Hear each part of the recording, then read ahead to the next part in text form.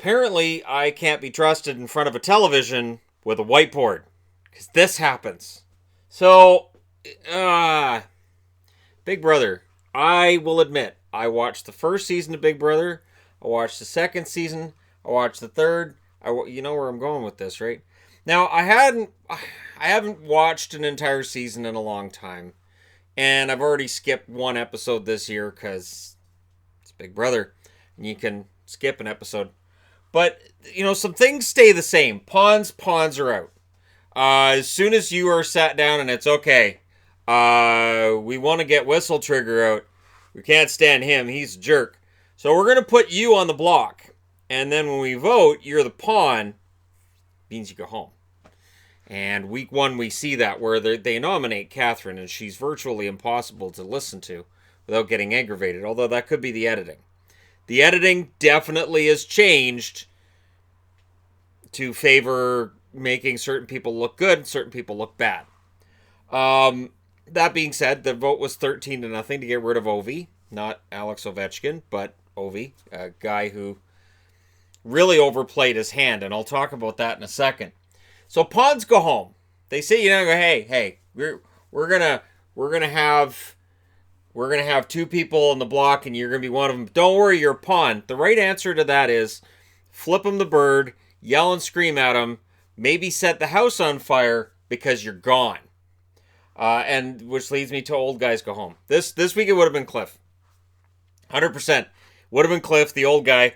Old guys always go home. This is why if I was ever offered a spot on Big Brother or Big Brother Canada, I'd be like, man, I am so flattered. No. And that would be my final answer, because old guys go home and I'm old and there's no way in hell I'd be like, hey, what's going on, you young whippersnappers? I know him from YouTube. He's kind of like a quasi-celebrity. Let's get him out of here. Yeah, gone.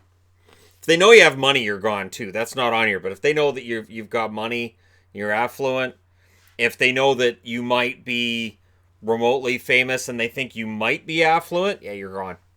Alliances run the house, and alliances form immediately. And this season we've seen Grateful with an 8 in there because we're going to be clever. Really, kids, we can just spell words properly, can't we? No? You got to keep doing this crap? All right, so it's 8 people, and these alliances are ridiculous. So let's go way back. You've got Mike Boogie and Will and their Chilltown. Two guys who make an alliance immediately in the house. Will, who's a complete prick to everybody. And because he's a complete prick to everybody, people go, man, I hate that Will guy. I'm taking him with me to the final 2. Because he's such a jerk, there's no way I'm going to win the money if I'm sitting next to him. It worked brilliantly. He did it the whole way through. And in the end, he wins the $500,000. Now, instead of having this smart 2, maybe 3-person alliance, okay, everybody shut up. Now you get 8. And they can't shut up about it. And they throw Nick. They're like, oh, Nick can't shut up about it. Y'all can't shut up about it. You're spooning in the bloody. Got 3 guys in bed spooning together. That doesn't look weird. What's that? Oh, I'm sure that's no big deal. I'm sure that's just 3 straight guys spooning in a bed, whispering in each other's ears. I'm sure they're not in an alliance. Yeah. So they overplay it too. Like right away, it's alliance. Stop. Just stop. And every HOH ever's like, I want to have as little blood on my hands or no blood on my hands. Which just makes it sound like they're hunting deer. You're going to have blood on your hands as head of household. You have to put 2 people up. One of them goes home. And it's probably not going to be the one that you want, because that's usually the way it works. So yes, you're going to have blood on your hands. Somebody's going to be PO'd that you put them up and they got sent home. That's just the way it works. And you can trust me equals no. Already this season we've seen people, oh man, I'm sorry you're up there on the block, but you're not going anywhere. You can trust me. And then the pawn always answers with, I know I can trust you. Come here, let me hug you. And it's like, And then it shows him in the diary room going, yeah, I can't stand her. I can't stand her either. So she's a anyway. I can't stand her. I can see her coming a mile away. I'm gonna vote her out. And then they're all, oh, when they're together, and it's like, punch me now. They overplan, and I think this is due to boredom. So in the Big Brother house, for people who are going, what is this? You're just sticking people in a house for 99 days. They don't have TV. They don't have music. They don't have any contact with the outside world whatsoever. You get bored. And people who've been on the show say, yeah, you get bored. So they end up strategizing because there's nothing else to do. You go outside, you work out, you eat some food, and then you plan. And that's the whole show. That's the whole thing. And even the 24/7 feeds aren't as fun as they used to be. I know the Big Brother Canada, they had the 24/7 feeds free for a brief period. And I watched it and I'm like, this is just like watching paint dry. The first year they had Big Brother, it was entertaining because nobody knew what was going on. About a third, almost halfway through that first season, George, who became known as Chicken George, figured it out. This is a big experiment. And you win Big Brother by leaving the house. The winner is the first person to leave. All we have to do is go out the front door and we win. I still don't know what he was thinking, but I wanted them to do it. And there was a lot of speculation that these people might leave because, again, they have no contact with the outside world. There is absolutely none. There's also the fact that you have what's called the diary room where they talk one-on-one with the producers and there's a camera there. Producers feed them lines. Producers tell them, here's... So when Chicken George was going, we might walk out the door and win. For all I know, the producers were sitting him down and kind of telling him that. Like, he's kind of paranoid. We could really feed this. And yet making sure it doesn't go so far that he wouldn't actually walk out the front door and screw up the whole game. This show has some of the worst comedy in the history of comedy. Anything that this show portrays as being funny isn't. I've never laughed at anything that's intentional. Will. Going back to Chilltown, Will and Mike Boogie were amazing. They made me laugh every week because Will would sit somebody down and he'd be like, I like you. You're a good person. You're smart. I want to work with you. Listen, Mike and I here, we're in Chilltown. That's what we call our alliance. We like how you play this game. How would you like to be a down low member of Chilltown? And you'd see him like, I'm in Chilltown? I'm with Will and Mike Boogie. And then they'd show Mike and Will in the diary room laughing about it. And whoever they said that to would almost always be sent home the next week. But every week they do that. Hey, you want to be in Chilltown? I'd be like, yeah, I want to be in Chilltown. All right, you're in Chilltown. You're voting with us. Now we're going to put you on the block, but you're the pawn. You got that? You got it, guys. Now don't try to win the competition, though. Just try to make sure they don't win the veto to get off the block, and you're safe, and then they'd be gone home. You're not in Chilltown. You're not. And that's the only thing that I've ever really laughed about. They used to do this thing where they would fake phone call each other, and it was funny. That was genuinely funny because Will was genuinely funny. And then he got his own show on, I'm trying to remember which network it was, and they brought him back to Big Brother a bunch of times, and they just eventually made him lame. It's like Boston Rob on Survivor. Backdooring. There's always over planning. Okay, guys, here's what we're going to do this week, okay? We're going to put Bob and Bill on the block, okay? Then Bill's going to win. He's going to win the veto. And then we're going to put Charlie up there. Charlie's the one we're actually going to get rid of. And then what happens is that the one that's actually the target, for whatever reason, he ends up with some kind of a power, and they don't get him out. They overplan it.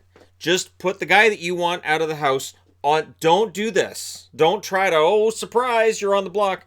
This very often doesn't work. Every now and then it does, but most of the time it doesn't.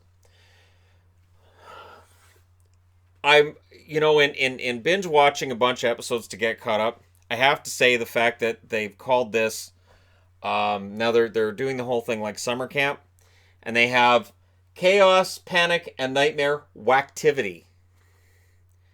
Now, I've been a teenage male, so as soon as you put it whacktivity, I'm going, I don't know that that's a name that they should have given this show any competition on, especially chaos, panic, and nightmare activity. That fills me with the mental image that probably not what they were going for, and it wasn't. And so I was laughing pretty hard when I saw exciting activities. Huh? That's a bad name. So they do name that smell. I'm not kidding you. They get buckets of just nasty smelling garbage. I wish it was garbage. It's not. It's rotten fruit and rotten food and animal urine. Who collected the animal urine? Who made sure that the right animal urine was matched up with each sample? How did they decide which animal they were going to get urine of? Who was it that was the urine expert on which urine would be most pungent and most unique from the other urines? That you'd go, hey, we have to have the fox urine. Don't use wolf urine. Wolf urine is really easy to figure out. We'll use the fox. No. Bobcat urine. No, not tiger urine. You're crazy. You're crazy to think we can use tiger urine. We're using the bobcat urine. And then I'm left going, why? No, like, why is this competitive? Why are we watching people stick their faces in buckets and retch so they can go out and smell disgusting things outside and retch and try to match up the smell in their buckets with the smell outside? Where are the ratings going to go with that? Oh, everybody wants to. You know, I blame this on Fear Factor. This is one of those things where, of the reality shows, Fear Factor has destroyed it for everybody because you got to have some disgusting thing with flies and maggots and worms and crap because of Fear Factor. Thanks. Although Joe Rogan is a treasure. Now, I have to mention this because it feels like Hulk Hogan is the new announcer now. So it's always been tonight on Big Brother. It's not how he's saying it this year. He's going, tonight on Big Brother. And he's rolling the R. And I'm not sure why it's Big Brother. What did he like binge watch 80s wrestling in between seasons? Because it sounds weird. It's not. It's off-putting and weird. Tonight on Big Brother, and I picture him doing the her while he's saying it. No, it's just, yeah. It was weird, and I had to put it on the board. And so they get the secret power. Okay. So after they do the disgusting challenge, they stick them with this secret power thing. They go, hey, Ovi, you want a secret power? Come here. So listen, here's your secret power. Over the next 6 weeks, during the nomination ceremony, and only the nomination ceremony, you'll see who's nominated. You can come down in the middle of the night, and you can reset the nominations. Everybody in the house gets woke up, doesn't know you're the reason they woke up. Head of household has to come downstairs and immediately nominate somebody else. So Ovi's on the block. He's on the block against Catherine, who's going, you guys plotting against me? Who's plotting against me? Hi, are you plotting against me? Yeah, I'm voting her out, and I'm at home, and I'm voting her out. I'm writing her name on pieces of paper and throwing them in the air, hoping she leaves the house. That maybe some of those papers fly out the window and go to California, and she gets voted out. Seriously, he goes to the head of household's room, and he tells two guys about this secret power he's got. So they voted him out. Because of course they did. He has power to overthrow every head of household's nominations and set the house on its ear. Of course they voted him out. Why did he tell people? You're sat down, okay, here's the secret power. You tell people it ain't a secret anymore because you told people. Stop telling people about your secret power. I haven't seen that since Smallville. Hi, I'm Clark Kent. I'm Superman. Don't tell anybody. Hi, Clark Kent. Yeah, that was me that was the blur. I'm Superman. Don't tell anybody. Hi, Clark Kent. Superman. Don't tell anybody. Seriously, if you ever watch Smallville, count the number of people that know that Clark Kent is Superman. By the end of the series, you're pretty sure everybody knows he's Superman, but they don't want to embarrass him by admitting they know he's Superman. So it's kind of like, oh, I wonder who Superman is. Oh, hi, Clark. You weren't here as you're always not here when Superman shows up. It's so weird. So yeah, Ovi got voted out. And now he and David, who ended up out in the woods, previous episode, I'm not going to go further into it than that. It was stupid too. These pitch black challenges. You know, the challenges sometimes, I mean, like this week's Head of Household, they had them watching computerized firework displays and naming off which colors they saw the most, which ones they saw the least, which ones were which shape. That's fun. Memory challenges are fun as well, but some of these challenges they come up with, it's like, holy crap. You can tell it's 21 years in. They're running out of ideas. And then Julie, too, at the start of this season going, we refer to it as Big Brother's summer camp. Everybody calls it summer camp. And as soon as I heard Julie Chen saying that, I'm like, nobody's called it that. I've never heard anybody say, hey, summer camp's on tonight. Oh, you mean Big Brother? Yeah. Nobody's ever called it that. But then this year the theme is summer camp. So she was just trying to shoehorn that theme in as obviously as possible. So there you go. That's where we're at after week 1 of Big Brother. Week 2 will be starting, and I'll probably end up binge watching that one as well, because that seems to be the best way to watch Big Brother. I don't know. We'll see. Yeah, so there you go. If you watch Big Brother, how do you feel about all these things that never seem to change, and people being stupid is one of those things that never seems to change, and the old guys are always going to get voted out. Poor Cliff's probably going to go home in week 2 because he's the old guy. And it's almost as if they go, all right, old guy, he's got to go. We'll keep the gay guy around because he's fun. This is always the way it works. It always seems to be the same way that it works. You have all of your it's the same almost every time. All right, but let me know your thoughts in the comment section below. Don't forget to hit like and subscribe if you're browsing your way through. Just tapping upon this video, and I'll bet you never thought you'd see the day I made a Big Brother video that was 17 minutes long. I always surprise. Thank you guys so much for watching. I'll talk to you again soon.